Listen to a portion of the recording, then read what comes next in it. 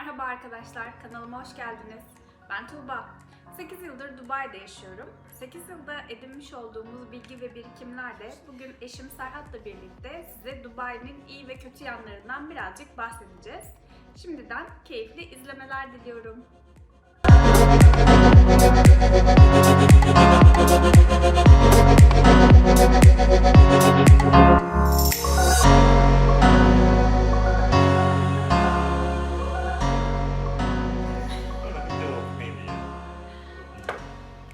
Evet, hoş geldin kanalıma. Bugünkü çekimimi eşimle yapıyoruz. Evet, şimdi Dubai'nin iyi ve kötü yanlarını 8 yıllık tecrübemize dayanarak anlatacağız. Şimdi iyi yanlarla mı, kötü yanlarla mı başlamak istersin? Bence bir iyi bir kötü gidelim. Karışıklık olmasın. Tamam. Şimdi biz kendimize bazı notlar da aldık. Bu notlara da birazcık kopya çekerek devam edeceğiz. O zaman önce iyi ile başlayalım. Evet, senin için Dubai'nin en iyi yönlerinden birisi nedir? En iyi yönlerinden birisi tabii ki buranın çok güvenli olması. Baktığımızda 8 yılı değerlendiriyorum. İki insanın birbiriyle kavga etmesini geçtim. Böyle ses yükseltmeye bile şahit olmadım 8 yılda. Zaten yasayla da korunuyor bu.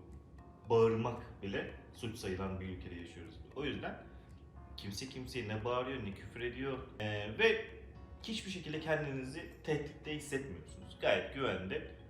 Ailenizin güvenliğinden eminsiniz, kendi güvenliğinizden eminsiniz. Yani biz evimizin kapısını mesela kilitlemiyoruz.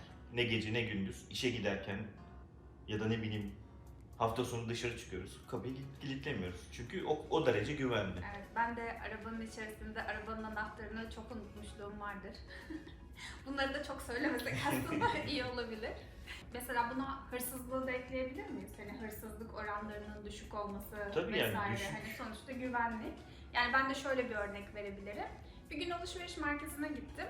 Orada yemek yedim vesaire. Cüzdanımı da masanın üzerine koymuştum. Unutmuşum. Unuttum, işe gittim, akşam eve dönüyorum falan. Cüzdanımın olmadığı aklıma geldi ve AVM'de unuttuğumu fark ettim. Sonra geri dönüp dönmemek arasında kaldım. Ya dedim yarın giderim dedim. Bence bir şey olmamıştır dedim. Ertesi gün gittim, güvenliğe gittim, sordum, cüzdanımı buldum. Hiçbir şey kaybolmamıştı, her şey içerisinde duruyordu. Ve kendimden o kadar emindim ki geri dönme ihtiyacı bile duymadım açıkçası. Ve benim için farklı bir deneyimdi. Evet, şimdi bir tane de kötü yanlarından bahsedelim. Ya bence bu herkesin bildiği gibi sanırım sıcaklık Evet. olabilir. Yani iklim. Tabii ki Evet. ona yapabileceğimiz bir şey yok ama iklim ülkemiz gibi değil. Ülkemizde 4 mevsim yaşıyoruz. Evet. Baharımız ayrı, yazımız ayrı, sonbaharımız ayrı, kışımız ayrı. Hepsinin de tadı çok farklı. Bu aynı zamanda arkadaşlar bir zaman ilerliyor ilgisi veriyor size. Yani soğuyor, yağmur yağıyor, Evet. sıcak oluyor. Zihniniz de sizin zamanla birlikte aktığınızı size hissettiriyor. Biz Dubai'de zaman bizim için çok hızlı akıyor. Nasıl zamanın geçtiğini fark etmiyoruz çünkü sürekli aynı iklim. Evet, bazen sıcak, çok sıcak oluyor. Bazen daha az sıcak oluyor. Bazen de evet, kışın güzel oluyor hava. Yani bizim baharımıza yaklaşıyor. Türkiye'nin baharına yaklaşıyor. Evet. Ama bu sıcaklık değişimi kesinlikle ve kesinlikle zaman akışını bize hissettirmiyor. Yani mesela denize girdiğinizde bir ferahlama istersiniz ya, o ferahlık burada yok. Yani denize giriyorsun, çok sıcak deyip dışarı çıkalım, birazcık serinleyelim diye dışarı çıkıyoruz denizden. Tabii yaz aylarında. Evet. Tabii ki bu yaz aylarında. Öyle. Tamam, şimdi bir tane iyi yönden bahsedelim o zaman. Yaşam kalitesi ulaşılabilir. Tabii yaşam kalitesi ve ulaşılabilirlik burada çok farklı bir nokta arkadaşlar. Yani yaşam kalitemiz Dubai'ye geldiğimizden beri kesinlikle yükseldi diyebiliriz. Yani şöyle bir örnek verebiliriz. En basiti işte iPhone fiyatları diyelim. Yani varsayalım ki burada 20.000 dirham para kazanıyorsunuz. Türkiye'de bu 20.000 TL'ye eşdeğer olsun. Ama şimdi siz Türkiye'de iPhone'u 70.000 liraya alırken burada iPhone'un fiyatı 5.000 dirham. Dolayısıyla maaşının 1/4 olduğu için ulaşılabilirlik seviyesi daha yüksek oluyor. Ve bu da açıkçası bizim için yaşam kalitesini birazcık arttıran bir nokta oluyor. Dolayısıyla neden Dubai'de yaşıyorsun sorusunun karşılığında biz böyle bir cevap veriyoruz. Yaşam kalitemizin artması. Yani tabii illaki iPhone'a ulaşabiliyoruz diye Sadece yaşam bir kalitemiz örnek tabii ki. yükseliyor demeyelim ama bu bir örnek. Evet. Bu iPhone olur. En azından oğlumuz var bizim 1,5 yaşında.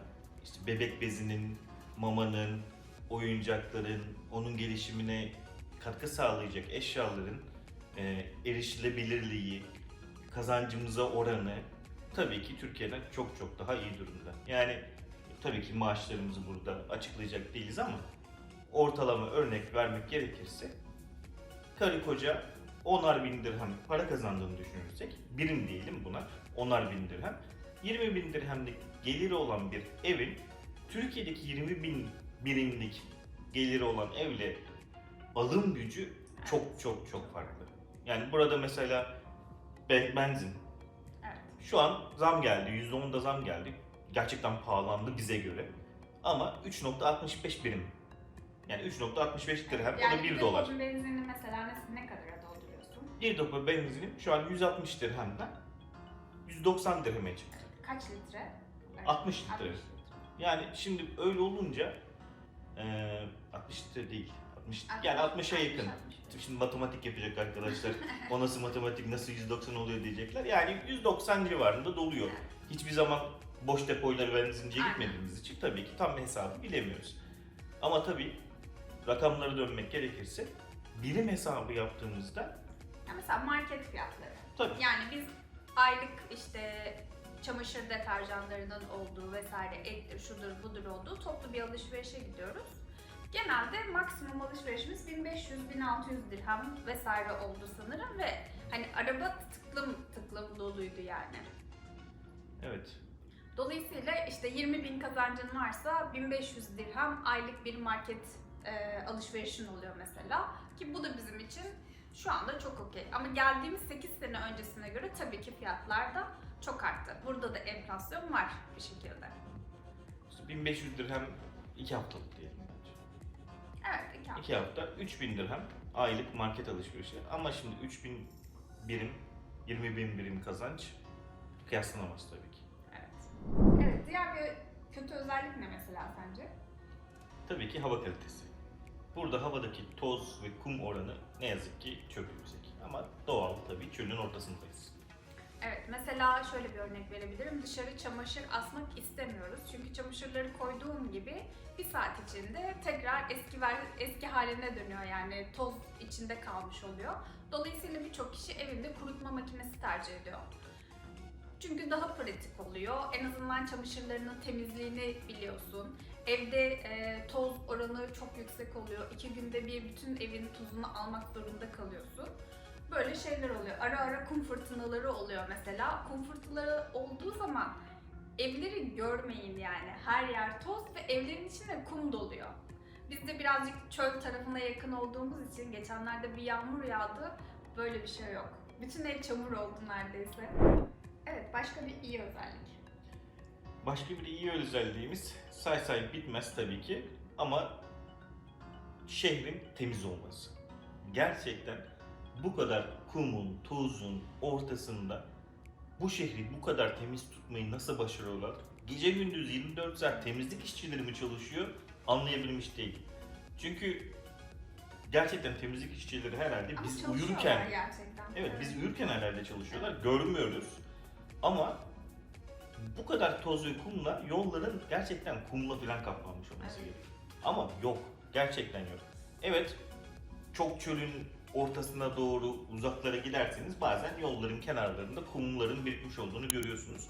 Ama yine de şehirler arası yollarda bile mesela bizim yaşadığımız Dubai'den Ras Al Khaimah'ya giderken şehirler arası yolda çölün ortasından geçiyoruz ve yolda kum yok. Gerçekten büyük bir şey. Bir de bunu ekstra olarak yollar demişken, yolların çok düzenli olması. Oh, tabii ki.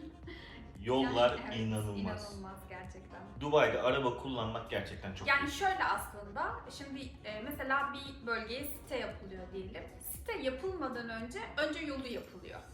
Daha sonra sitenin altyapısı kurulduktan sonra, yolu vesaire yapıldıktan sonra oranın üzerine site yapıyorlar. Dolayısıyla bu da düzenli bir yapıyı sağlıyor. Trafik yok mu? Evet var ama yine de minimum seviyede olduğunu düşünüyoruz biz. Evet.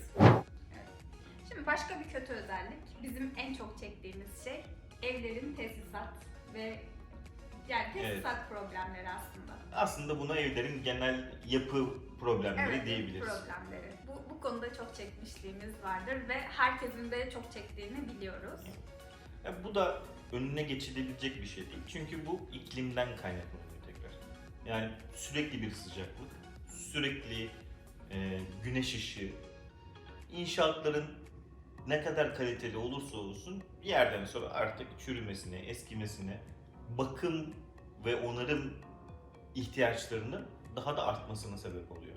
Yani biz daha önce yaşadığımız evde mesela eşimle bir dönem peş peşe işte mutfak çatısı çöktü, banyo çatısı çöktü, işte duvarımızdan alt kata su sızdı, adamcağızlar 1,5 hafta, 2 hafta klimasız yaşamak zorunda kaldı yaşın ortasında filan, yazın ortasında. İnanılmaz. Tabii.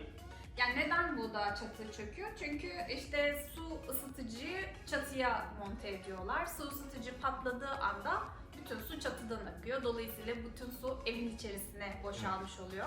Aynı şekilde banyoda da öyle. Yine banyoda bir su ısıtıcısı ve klimalar var. Klima bozulduğu anda yukarıdan su akıtıyor mesela. Dolayısıyla bu suyu da bütün evde. Bizim bir de şey olmuştu, işte çamaşır makinemizin arkasından bir boru patlamış. Biz de o gün evde yoktuk. Bütün su aşağı kata dolmuş. Borulardan aşağıya doğru sızmış ve aşağı katın da bütün evi su içerisinde kalmıştı. Bizim için çok kötü deneyimlerdi. Tabii bu açıkçası eski yapılmış evlerde oluyor. Mesela bir önceki yaşadığımız ev ne kadar aslında yeni olsa da Türkiye'ye kıyasla yeni bir ev olsa da Dubai'ye kıyasla Dubai için eski bir yapı. Yani şöyle aslında 10 yıl mı? 10 yıllık Değil mi? falan. 10 yıllık bir yapı. Şimdi Türkiye'de desek 10 yıl nedir? Evet. Hiçbir şey değil. Ama burada 10 yılda gerçekten yapılar çok hızlı eskiyor. Bir de yağmuru tabii ki söylememiz gerekiyor. Burada yağmur o kadar çok yansıdığımız bir doğa hareketi değil. Ama son zamanlarda, son birkaç yıldır cloud seeding denilen bulut tohumlaması yöntemiyle yağmuru arttırmaya başladılar. Tabii ki eski dönemde yapılan evler, yani 5 yıl öncesinde, 10 yıl öncesinde yapılmış evler bu yağmura hazırlıklı olmadığı için direkt tepki veriyor. İşte yağmur yağdı, çatımız yine çöktü. O eski yaşadığımız evde. Ama tabii yeni yapılan evlerde daha ilgili, daha alakalı ve daha bu mevsim değişikliklerine uygun yapılanma yapıldığı için konuştuğumuz arkadaşlarla böyle problemlerin yaşanmadığını duyuyoruz. Ben cloud seeding ile ilgili bir bilgi vermek istiyorum sadece. Şimdi burada dediği gibi bulutlara bulut tohumlarıyla işte iyon okları gönderiyorlar vesaire, yağmur yağdırıyorlar. Şimdi bununla ilgili şöyle bir tartışmalar sürüyor. Şimdi bu doğal yollarla yapılmadığı için, yağmuru kendileri yağdırdığı için bulutlar buradan geçerken yağmuru yağdırıyorlar. Dolayısıyla bu bulutlar mesela Türkiye'ye gidip yağmur yağdıracakken burada yağmur yağdırdığı için Türkiye'de yağmur yağmıyor mesela. Dolayısıyla bu da şeye sebep oluyor. İklim değişikliğine. İklim değişikliğine sebep oluyor. Aynı zamanda da etik mi sorusunu ortaya çıkarıyor. Dolayısıyla bir ara bazı ülkelerle işte UAE arasında sırf bu konudan dolayı anlaşmazlıklar olduğunu haberlerde görmüştüm. Bu konuda da ufak bir bilgi vermek istedim. Evet, bir diğer iyi özellik, bunu da ben söylemek istiyorum. İkinci el satışları, çünkü bu konuda çok deneyimliyim. Mesela arkadaşlar, Türkiye'den buraya yeni taşındınız. Şimdi ev kurmak o kadar kolay bir şey değil. Yani bir de özellikle Dubai için konuşuyorsak, IKEA bile bence burada çok pahalı. Türkiye'ye vesaire kıyasladığımıza göre pahalı yani. Çünkü sonuçta dirhem olarak değerlendiriliyor vesaire. Dolayısıyla bir de burada insanlar çok kalıcı olmadıkları için mesela geliyorlar, bir sene sonra tekrar başka bir ülkeye gitmek için taşınıyorlar, 2 sene sonra taşınıyorlar vesaire. İkinci el pazarı O yüzden çok yüksek burada. Yani Türkiye'de koltuğunu satmak istiyorsun. Belki o kadar işte Letgo vesaire var ama şimdi bazen de insanlar da ya birbirlerinden de bakarak ben ikinci el eşya kullanmak istemiyorum diyebiliyor. Ama burada herkes ikinci ele yatırım yaptığı için biz de eşyalarımızın bazılarını ikinci el aldık Bu mesela. üzerinde oturduğumuz koltuk. Evet. Nasıl yaptık? IKEA koltuğu. İskeletini aldık. İkinci el olarak. Evet, ikinci el olarak iskeletini aldık. Sonra gittik kumaşlarımızı birinci el olarak aldık ve kumaşlarımızı getirdik. Yarı fiyatına getirmiş olduk. Ve bundan dolayı çok mutluyuz açıkçası. Hiç de ikinci el gibi hissetmiyoruz. Gelecek arkadaşlar olursa kesinlikle ve kesinlikle her eşyada, tabii hijyen eşyalarını ayrı tutalım. Ama geri kalan bütün eşyalarda ikinci elde yönelmelerini tavsiye ederiz. Son bir kötü özellikten bahsetmek istiyoruz. Kalifiye eleman. Evet. Ne yazık ki bu devir daimin yüksekliğinden dolayı kalifiye eleman bulmak artık çok zor. Neden artık çok zor? Zaten zordu. Artık çok zor olmasının sebebi de Dubai'nin bir cazip bir merkez haline gelmesi, bir ilgi merkezi haline gelmesi ve bunun artık son dönemde en üst seviyeye çıkmasından dolayı yeni açılan şirketler, yeni açılan işler, tabii ki herkes kalifiye eleman istiyor. Pazarda inanılmaz bir kalifiye eleman eksikliği mevcut. Buradan da gelmek isteyen arkadaşlara sesleniyorum.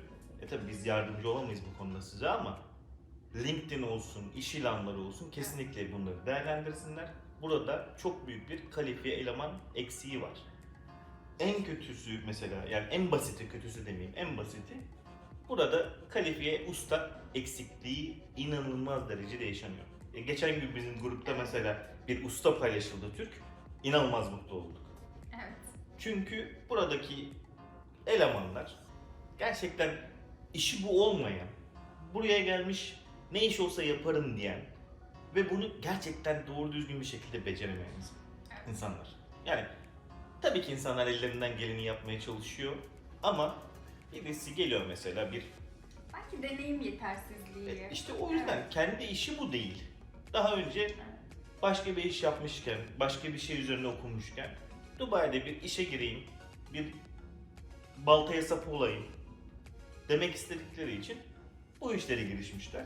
Geliyor adam, bir şey çakacak. Bakıyorum böyle, ben de çok beceriksiz bir adamımdır. Şimdi dürüst olmak gerekirse. Ama ben çaksam daha iyi çakarım.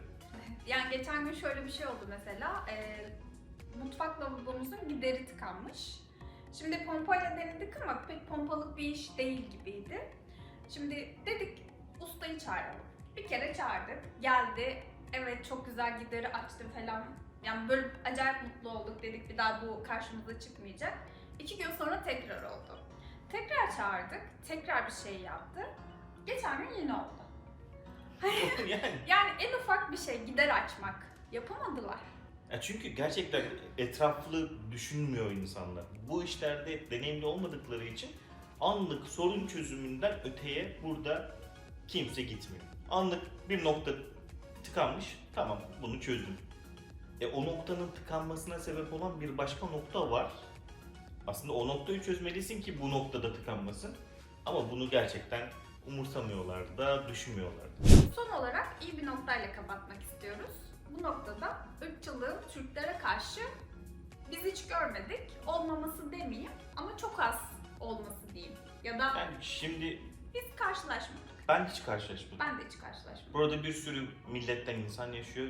77 millet deniyor. Belki de daha fazladır. Ben gerçekten milliyetler arasında birbirine karşı bir ırkçılık, bir negatiflik, bir samimiyetsizlik, hoşgörüsüzlük gerçekten görmedim. Hatta tam tersine burada Türkleri aslında çok seviyorlar genel olarak. Yani Türklere karşı bir pozitifimsi bakışta söz konusu. Özellikle son dönemdeki iki ülke arasındaki ilişkilerin gelişmesiyle birlikte bu daha da iyi bir konuma geldi. Hatta mesela geçenlerde iş arıyorum vesaire, iş değiştireceğim falan. Bir tane banka özellikle Türk çalışan arıyordu. Belki bu ülkesel çeşitlilikten dolayıydı, bilmiyorum. Ama özellikle yani burada da çok bilinen bir yerel banka için özellikle Türk bir çalışan arıyorlardı mesela. Bizi şu ana kadar izlediğiniz için çok teşekkür ederiz. Özellikle sormak istediğiniz konular olursa, değinmemizi istediğiniz özel noktalar var ise lütfen yorumlarda belirtin. Bizi beğenmeyi ve takip etmeyi lütfen unutmayın. Teşekkürler.